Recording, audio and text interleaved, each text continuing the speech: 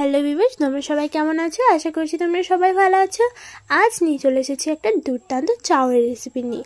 আর এই চাউটা হলো হোমমেড চাউ, যেটা বানানো কিন্তু খুবই সহজ, খুবই কম উপকরণ, খুবই কম সময়ের মধ্যে কোনো রেসিপি হলে এই রেসিপিটা একটা বেস্ট রেসিপি। তো চলো এটার জন্য আমি কী কী উপকরণ নিয়েছি সেটা প্রথমেই জেনে নিই। প্রথমে একটা মিক্সিং বোল নিয়ে নিলাম। এরপরে এই মিক্সিং বোলে আমি 1 কাপ পরিমাণ দিয়ে দিলাম ময়দা।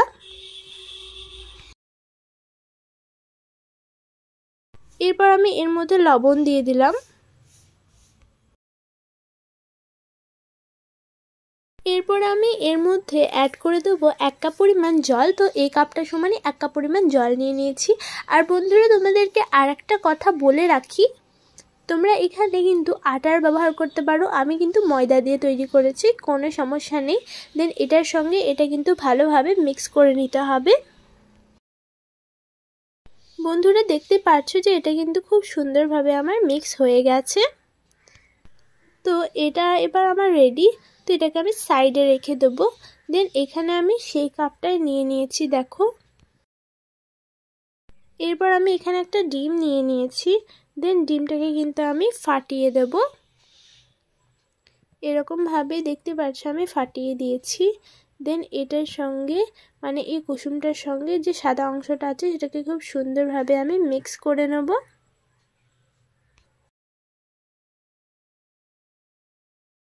তো এটার সঙ্গে এটা কিন্তু খুব সুন্দরভাবে আমার মিক্স হয়ে গেছে।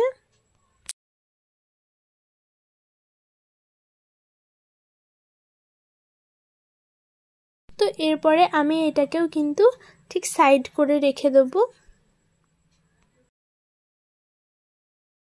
আর এখানে দেখো আমি ওই মিক্সচারটার মধ্যে এই যে ডিমের মিক্সচারটা আছে সেটাকে ভালোভাবে দিয়ে দিলাম। দেন এটার সঙ্গে এটা কিন্তু খুব সুন্দরভাবে আমি মিক্স করে নিয়েছি।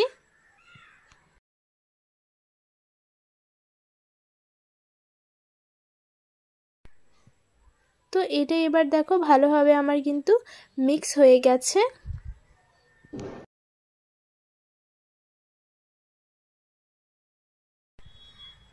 তো এই ব্যাটারটা কিন্তু একেবারে রেডি। এখানে নিয়ে নিয়েছি আমি একটা বোতল। এরপরে এই বোতলটাকে কিন্তু ছিদ্র করে নিতে হবে। মানে বোতলের যে ঢাকনাটা আছে সেটাকে ঠিক এরকমভাবে ছোট্ট একটা ছিদ্র করে দিলেই একেবারে করে নিলেই হবে।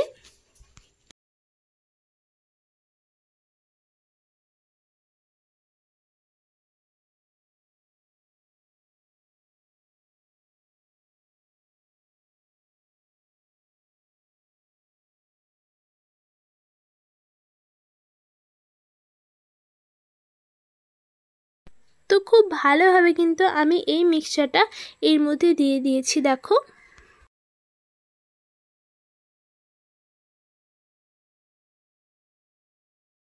এরপরে কিন্তু এটা রেডি। দেন এখানে আমি একটা নিয়ে নিয়েছি গ্যাস ওভেনে কড়াই। কড়াইয়ের মধ্যে সামান্য পরিমাণ তেল ব্রাশ করে নিতে হবে। প্রথমেই দেখো সামান্য পরিমাণ তেলটা কিন্তু আমি ব্রাশ করে নিয়েছি।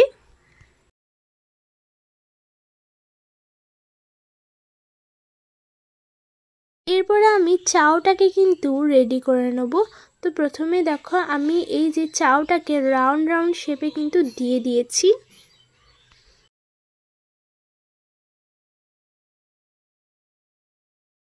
খুব সুন্দর রাউন্ড রাউন্ড শেপে কিন্তু আমি এটাকে বানিয়ে নিয়েছি।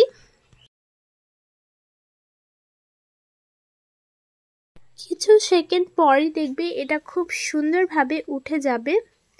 তো এদিকে দেখতে পাচ্ছ যে আমি কিন্তু এই চাউটাকে কিন্তু হালকাভাবে তুলে নিচ্ছি। আর তোলার সঙ্গে সঙ্গে কিন্তু এটা খুব সুন্দরভাবে রেডি হয়ে গেছে। আর কতটা পরিমাণ সুন্দর হয়েছে বলো তো। এরপর আমি একটা প্লেটের মধ্যে এটাকে রেখে দেবো।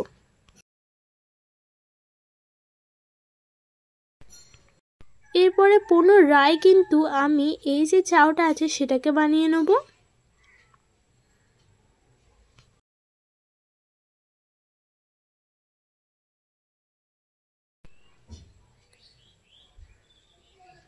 তো দেখো এই যে চাউটা আছে সেটা কিন্তু আমি খুব সুন্দরভাবে বানিয়ে নিয়েছি।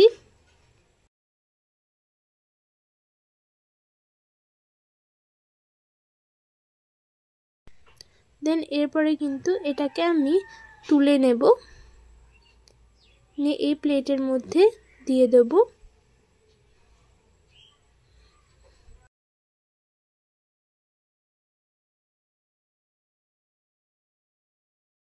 এরপরে সেম প্রসেসে কিন্তু এটাকে বানিয়ে নেব।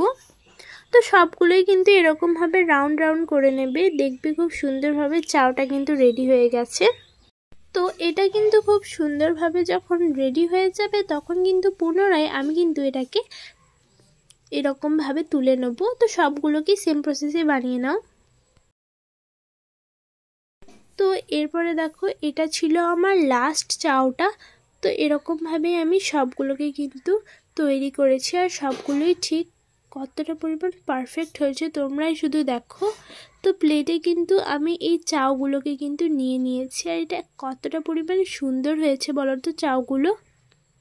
আর তোমাদেরকে আমি আরেকটা কথা বলে রাখি, এই যে চাউয়ের রেসিপিটা এটা আমার কাছে চেয়েছিল, তো এই রেসিপিটা চেয়েছিল আমার কাছে মণি মল্লিক, তাই কিন্তু আমি এই রেসিপিটা বানিয়েছি। তো তোমাদেরকেও বলছি, তোমরা যদি কোনো নতুন রেসিপি আমার কাছে জানতে চাও তাহলে অবশ্যই কিন্তু এরকমভাবে কমেন্টে জানিয়ে দেবে। তো কতটা পরিমাণ মনে হচ্ছে না যে বাড়িতে বানানো নয়, একেবারে কেনা। তো শুধু দেখো এর লুকিংটা কিন্তু খুবই সুন্দর এসেছে। এরপরে কিন্তু আমি বানিয়েই দেখিয়ে দেবো। এরপরে তোমাদের ইচ্ছা তোমরা যেমনভাবে বানাবে। তো প্রথমে আমি কেমনভাবে বানাই সেটাই দেখিয়ে দিচ্ছি।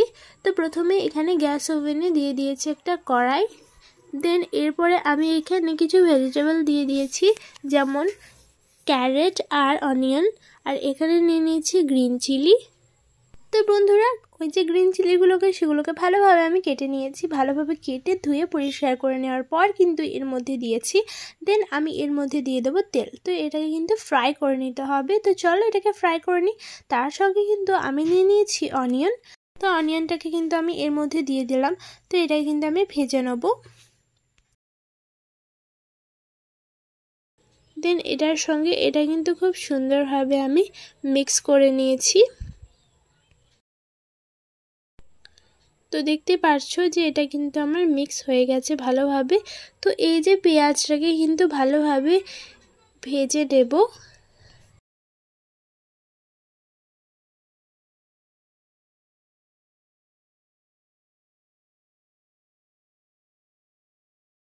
দেন আমি এর মধ্যে ক্যারটও অ্যাড করে দিলাম। এরপরে সুন্দরভাবে কিন্তু এটাকে নেড়ে নিচ্ছি। কিছুক্ষণ শুধু এটাকে ফ্রাই করে নিতে হবে।